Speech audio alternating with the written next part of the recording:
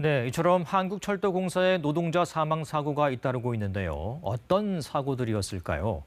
KBS가 취재해보니 최근 5년간 발생했던 사고 10건 중 9건이 노동자가 열차에 치이는 비슷한 형태였던 것으로 드러났습니다.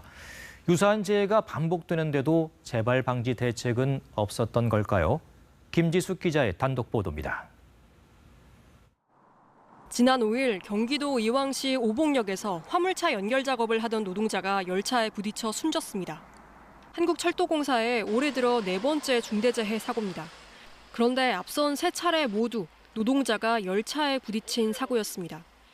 5년 전 6월 노량진역에서, 같은 해 10월 충북 청주에서도 열차에 치이는 사고가 있었습니다.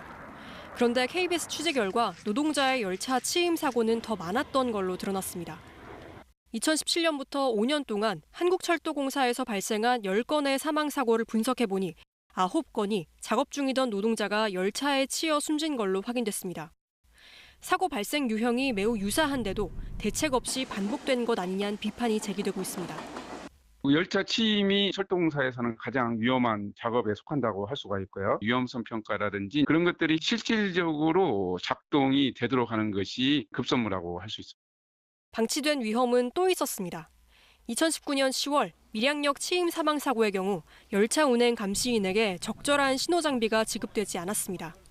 이런 신호장비 미지급은 지난 7월 사고에서도 적발됐고 최근 5년간 모두 4차례나 있었습니다.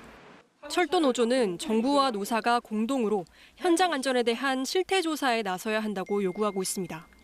설비들을 좀 개선하는 노력들이라도 필요하다. 이 사건이 매년 지금 반복되고 있는데 정부가 직접 와서 같이 실태조사를 하고. 한국철도공사는 열차 운행 시 선로 작업 금지와 열차 경보 앱을 운영하는 등 안전 강화 대책을 마련했다며 사고 재발을 방지하기 위해 최선을 다하겠다고 밝혔습니다. KBS 뉴스 김지숙입니다.